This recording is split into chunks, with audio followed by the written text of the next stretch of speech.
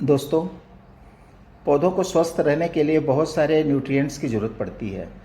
आज के वीडियो में हम पोषक तत्वों के नाम, उनके काम, पौधे किस अवस्था में इन पोषक तत्वों को लेते हैं, विभिन्न प्रकार की खादों की क्या विशेषताएं होती हैं, उनकी कमियां क्या होती हैं, कब से कब तक ये खादें काम करती हैं, इस तरह की कई जानकारी इस वीडियो के थ्रू मैं आपको दूंगा। वीडियो थोड़ा लंबी हो सकती है। अगर आप कोई पार्ट मिस कर देंगे तो शायद आप बहुत कुछ मिस कर देंगे। वीडियो में जानकारी बहुत ही अच्छी मिलेगी आपको। वीडियो ध्यान से देखिएगा और पेपर पेन के साथ बैठिएगा। हो सकता है कुछ इन्फॉर्मेशंस आपको लिखनी पड़ जाएं। शायद कुछ इन्फॉर्मेशन आपको लिखने के बाद भी न समझ में आए तो आप कभी भी आप कमेंट करके हमसे पूछ सकते हैं। तो दोस्तों नमस्कार, मैं यूएस सिंह, कृषि वैज्ञानिक, ब्रीडिंग, नोजिवीडू सीड्स। दोस्तों, पौधों में पूरे उनके जीवन काल में कुल 17 तरह के पोषक तत्वों की जरूरत पड़ती है। कुछ वैज्ञानिक 18 बोलते हैं, कुछ 17 बोलते हैं। इन 17 में से 3 तत्व कोबाल्ट, निकल और क्लोरीन पर अलग अलग वैज्ञानिकों के अलग अलग मत हैं। ये तीनों तत्व कहीं पर फायदा देते हैं तो कहीं पे नुकसान करते हैं। इसलिए कुछ लोग, कुछ साइंटिस्ट केवल 15 तत्वों को ही जरूरी मानते हैं, कुछ साइंटिस्ट 16 तत्वों को जरूरी मानते हैं और कुछ वैज्ञानिक हैं जो ऑल द 17 को जरूरी मानते हैं। इन सभी तत्वों में से कार्बन, ऑक्सीजन और हाइड्रोजन को पौधे वातावरण से सीधे ले लेते हैं। बाकी सभी तत्वों को पौधों को अलग से देना पड़ता है। इस तरह बाकी बचे हुए तत्वों को मुख्य 3 भागों में बांटा गया है: प्राइमरी न्यूट्रिएंट्स, सेकेंडरी न्यूट्रिएंट्स और माइक्रो न्यूट्रिएंट्स। प्राइमरी न्यूट्रिएंट्स यानी मुख्य पोषक तत्व, सेकेंडरी न्यूट्रिएंट्स यानी अन्य पोषक तत्व और माइक्रो न्यूट्रिएंट्स मीन्स सूक्ष्म पोषक तत्व। माइक्रो न्यूट्रिएंट्स की जरूरत पौधों को अन्य तत्वों की अपेक्षा काफ़ी कम होती है। मुख्य पोषक तत्वों जिसे हम प्राइमरी न्यूट्रिएंट्स कहते हैं, में नाइट्रोजन, फास्फोरस, पोटेशियम आते हैं यानी NPK। और अन्य पोषक तत्वों में सेकेंडरी न्यूट्रिएंट्स में कैल्शियम, मैग्नीशियम और सल्फर होते हैं। इनके अलावा copper, manganese, boron, zinc, molybdenum, cobalt, निकल और क्लोरीन को हम सूक्ष्म पोषक तत्वों माइक्रो न्यूट्रिएंट्स की कैटेगरी में रखते हैं। कार्बन, हाइड्रोजन और ऑक्सीजन को अलग रखा गया है क्योंकि ये हवा से मिल जाते हैं। तो दोस्तों, अब हम इन तत्वों को थोड़ा विस्तार में समझने की कोशिश करते हैं। ध्यान से सुनिएगा। शुरुआत करते हैं हम नाइट्रोजन से। दोस्तों, पौधा नाइट्रोजन को नाइट्रेट फॉर्म में या नाइट्राइट अमोनियम फॉर्म में ही ले पाता है। वातावरण में 78% नाइट्रोजन होती है, फिर भी ये नाइट्रोजन पौधे के किसी काम नहीं आती है क्योंकि पौधे को तो नाइट्रोजन नाइट्रेट और नाइट्राइट फॉर्म में चाहिए। तो नाइट्रोजन जो है क्लोरोफिल का मुख्य अंग होता है। इसका मतलब नाइट्रोजन की कमी से पौधे में क्लोरोफिल की कमी होगी। क्लोरोफिल की कमी होगी तो पौधे को खाना बनाना संभव नहीं होगा और बिना खाना के पौधे का मरना तय है। पौधे सारे तत्वों में से नाइट्रोजन को सबसे ज़्यादा इस्तेमाल करते हैं। पौधे के लगभग हर हिस्से में विकास के लिए नाइट्रोजन अति आवश्यक होता है, चाहे वह पौधे का जड़ का हिस्सा क्यों न हो, चाहे वह तना हो या पत्तियां हो। सारे हिस्सों में विकास के लिए नाइट्रोजन की बहुत ज़्यादा आवश्यकता होती है। नाइट्रोजन की कमी को पूरा करने के लिए साधारण तौर पे यूरिया का इस्तेमाल किया जाता है। यूरिया में 46% नाइट्रोजन होता है। खेत में यूरिया डालने के लगभग 3 से 4 दिनों के बाद यह यूरिया काम करना शुरू कर देता है और यह यूरिया का काम करने का दिन करीब 15-20 दिन तक ये यूरिया काम करती रहती है। बहुत से किसान भाई यूरिया डालने के बाद 10 दिन 15 दिन के बाद फिर दूसरा यूरिया का डोज डाल देते हैं, लेकिन ऐसा नहीं करना चाहिए। पहले बार की डाली हुई यूरिया को कम से कम 15-20 दिन का टाइम देना चाहिए, उसके बाद दूसरा डोज यूरिया का डालिए। नहीं तो यूरिया का एक्सेस डोज होने की वजह से क्रॉप के ऊपर नेगेटिव असर पड़ेगा। अब अगला तत्व है फास्फोरस। यह तत्व पौधे दो रूप में लेते हैं, डाईहाइड्रेटेड फास्फेट और हाइड्रोजन फास्फेट। फास्फोरस का मुख्य स्रोत है आज के डेट में डीएपी।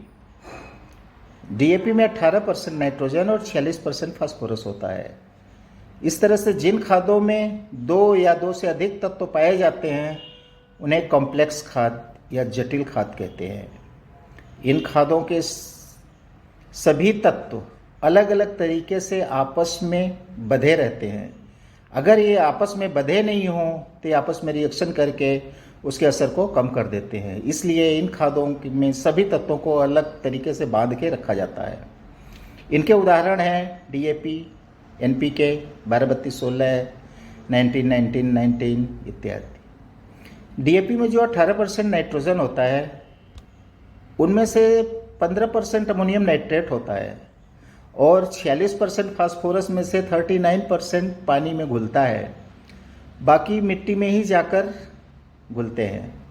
पूरा का पूरा नाइट्रोजन या पूरा का पूरा यूरिया पौधा नहीं ले पाता है। इसलिए डीएपी धीरे धीरे 7 दिनों के बाद लगना शुरू करती है और इसका असर 4 से 5 महीने तक चलता है।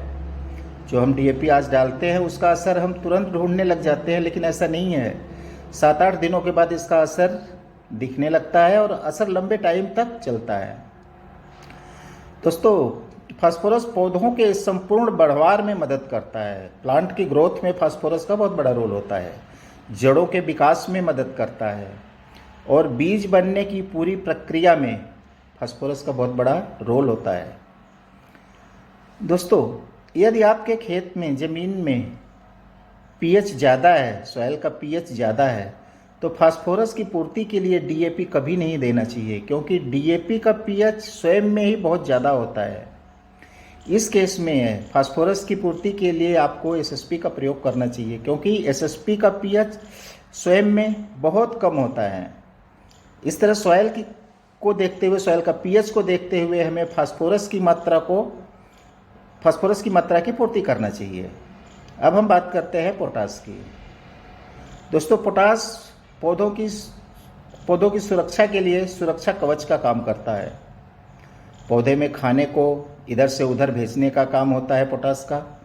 पौधों को स्ट्रेस से बचाता है। स्ट्रेस का मतलब, अगर पौधे को ज़्यादा पानी लग गया, कम पानी लग गया, कम पानी मिला, ज़्यादा पानी मिला, ज़्यादा धूप हुई, ज़्यादा ठंड हुई, इन सभी से पोटास पौधों को बचाता है। इसके कारण ही पौधों में फूलों, फलों, फलियों की संख्या बढ़ती है और भरपूर पैदावार मिलती है। पोटास का मुख्य स्रोत होता है एमओपी, एसओपी, एनपीके के विभिन्न ग्रेड, इसके मुख्य स्रोत हैं। दोस्तों, आजकल इफ्को का एक पोटास आता है, नेचुरल पोटास आता है, इसको नेचुरल पोटास बोलते हैं, जिसमें लगभग 15% पोटास के साथ साथ जिंक, आयरन, कॉपर और मैग्नीज की भी कुछ मात्रा मिल जाती है। ये बहुत ही लाभदायी, फसलों के लिए बहुत ही लाभकारी हो रहा है। ये पौधों के रोग प्रतिरोधक क्षमता को भी विकसित करता है। ये दोस्तों, पोटास को हमेशा हमें बेसल डोज में देना चाहिए।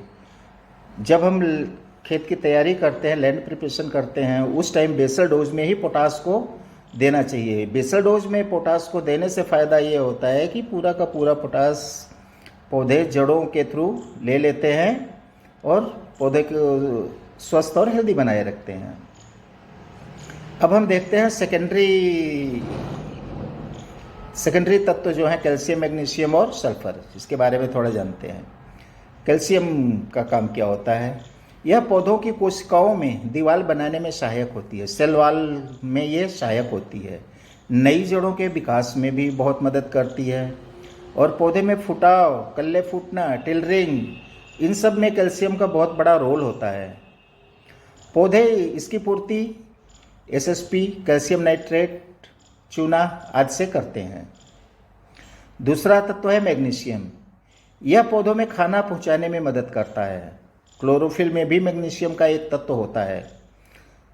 इसका मतलब यह है कि मैग्नीशियम की कमी से क्लोरोफिल की कमी होगी। क्लोरोफिल की कमी का मतलब है कि पत्तियों में पीलापन, खाना का न बना पाना आदि होते हैं। इस कमी से पत्तियों का पीला होना और पत्तियों में जो नसें होती हैं उनका ग्रीन होना और बाद में सूख जाना, ये इसके डिफिशियंसी के लक्षण हैं।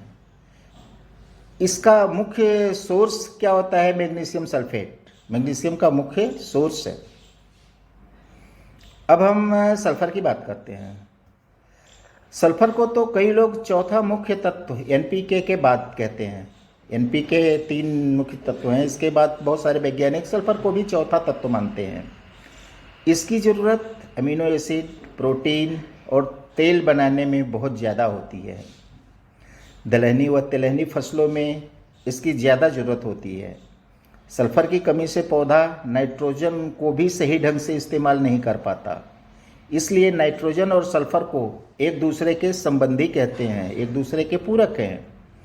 सल्फर एक फंजीसाइड व इंसेक्टिसाइड का भी काम करता है और मिटीसाइड जैसा भी इसका बिहेवियर है। ये एक पूर्ण रूप से फंजीसाइड, इंसेक्टिसाइड और मिटीसाइड के जैसा भी काम करता है। इसके अलावा के बाकी सारे तत्व अलग अलग प्रकार के काम अलग अलग फसलों पर करते हैं। जैसे हम जिंक को लेते हैं। जिंक धान में खैरा रोग को बचाता है। कापर फफूंदी नाशक के रूप में काम किया जाता है। बोरान कई रोगों को बचाता है। फूलों को फल में बदलने में सहायक होता है। इस तरह से असंख्य काम ये न्यूट्रिएंट्स करते हैं और पौधों के लिए बहुत ही उपयोगी होते हैं। तो दोस्तों, यह जानकारी आपको कैसी लगी? आशा करते हैं कि यह जानकारी आपको बहुत अच्छी लगी होगी। अगर आपको अच्छी लगी है तो वीडियो को लाइक करें, ज़्यादा से ज़्यादा किसान भाइयों तक शेयर करें, ताकि जिस तरह से आप लाभान्वित हुए हैं उसी तरह से बाकी किसान भी लाभान्वित हों। धन्यवाद।